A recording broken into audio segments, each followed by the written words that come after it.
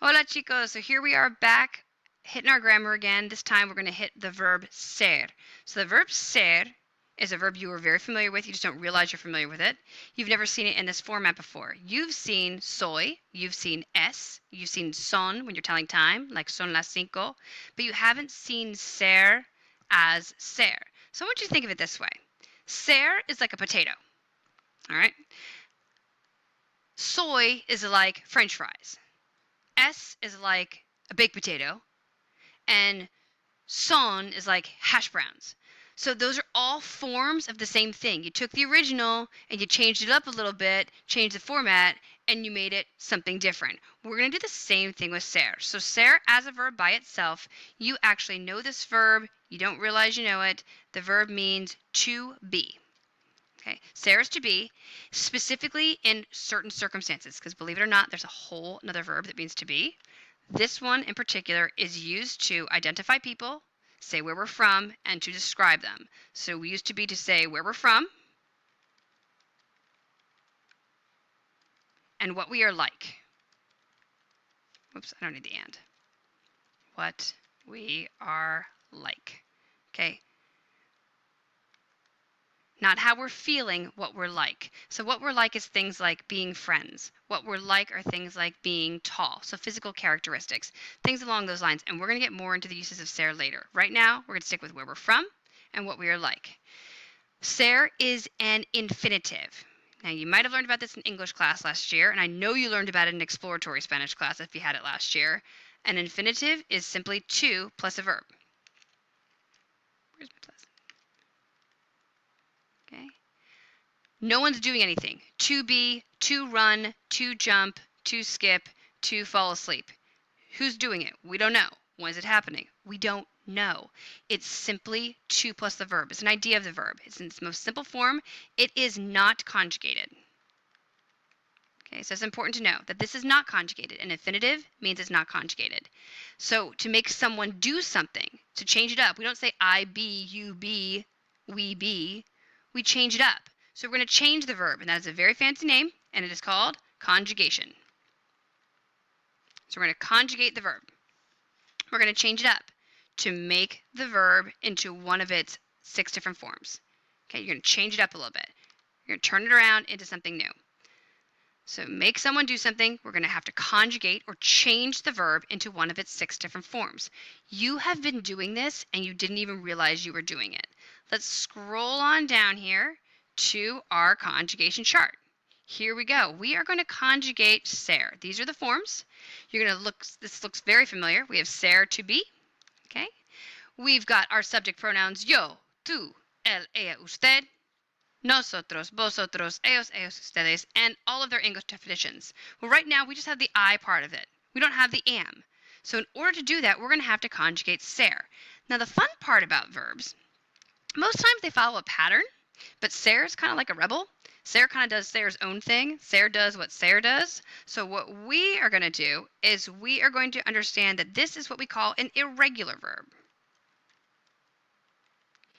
which means it has no set pattern. And eventually, when we learn how to do other kinds of verbs, you're going to find that they all have set patterns. They kind of all do the same thing. They're kind of like, kids who all wear the same shoes because that's what they think the cool thing is to do. It's the same idea. They follow the same pattern. So let's go ahead and conjugate these. We already know this one. Yo what? I am. Like I am from the United States. I am a student. Yo soy. Okay? Think about when you did your Diamante poem last year. You said yo soy a gazillion times. Yo soy alto. En general, yo soy guapo. Yo no soy whatever you happen to not be. All right? 2 gets eres. Él, ella, and usted all fall in the same box because they all use the same form of ser. So whether you're saying he is, she is, or you are, you're going to use es. So él es, he is, ella es, she is, usted es, you, formal, are. So es doesn't always mean is, sometimes it means are. Let's head over here to the plural side. Nosotros, we know nosotras is a thing. We're just not going to write it in there right now. We're going to save some time. To say that we are, we use nosotros somos. Vosotros, our informal plural you that is only used in Spain.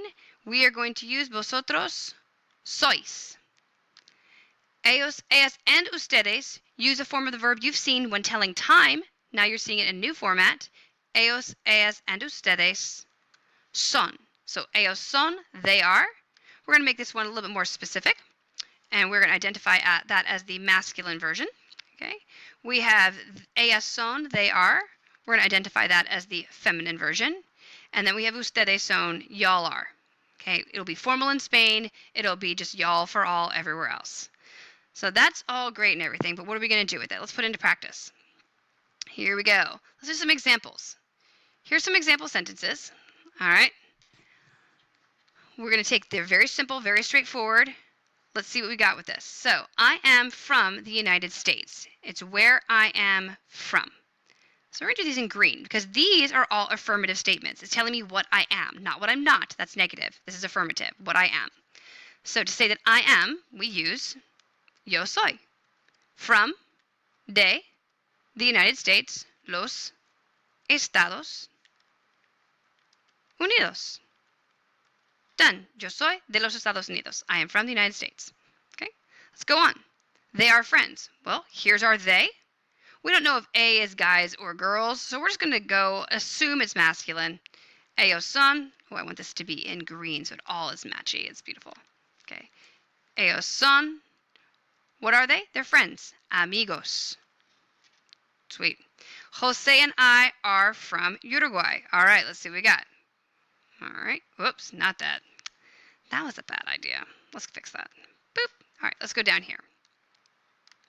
Yeah. All right, scroll this up a little bit so you can see. Jose and I. If I make it smaller, that'll work. Hey, yeah, let's do that. All right. So we've got Jose and I. We're going to translate this literally. All right. Jose. Whoops. I want it to be in green. Boom. Jose. Add that mark in. Y yo are. Uh-oh. I don't see Jose y yo anywhere up here in the chart. They're not part of it. Which tells me I have to find what subject pronoun would replace Jose y yo. We spend a lot of time talking about subject pronouns and what they replace. Well, if you're going to replace Jose y yo with something, in your mind, mentally, you're replacing it with nosotros. We. So, because you know in your brain, in your little mental parentheses, that Jose y yo is equivalent to nosotros, we are going to use the nosotros form of the verb.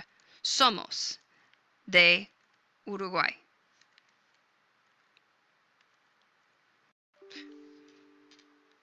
So in the back of our heads, we know that that is a thing. I just got an email. I don't know if you heard that bing, but it was really loud for me. All right, so next, we've got to be able to take these positive statements, for example, yo soy de los Estados Unidos, and let's make them negative. All right? We aren't always something. Sometimes we're not something. Well, a negative sentence is exactly the same as an affirmative sentence. You just have to add a negative word.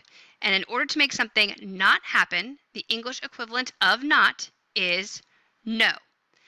The difference is going to be in English, we tend to want to do this. We want to say, yo, we're going to make this red, boop.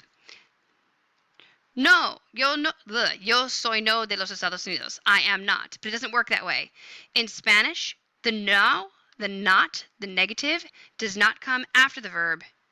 It goes in front. So, yo no soy de los Estados Unidos. All right. Why is this there? I don't need that. Whatever. All right. Over here. Ellos son amigos. Well, what if they're not friends? Which is kind of sad if you think about it. I mean, we want them to be friends. All right. Delete that. Not that. We're going to delete this extra space. Hey, there we go. All right, so we need to take our no, our negative word. Negative word. Ellos no son amigos. It goes right in there. Right in there. One more. All right, Jose y yo. They're not from Uruguay. Nope, we aren't. Let's make this smaller so that everything fits. It'll be fine. It's fine. It's fine. It's not fine, but that's okay. I'm going to eliminate this nosotros because we now understand that it is there kind of in our brain. It's mental. Okay. We're going to take our negative word no, and we're going to put it right in front of our verb. Jose y yo no somos de Uruguay. So that's the way it works. The no is going to go right in front of the verb, not after it like it would in English. So there you go. There are your notes on the forms of ser, to be. If you have questions, you know you can always ask me in class, but this should be a good place to get you started.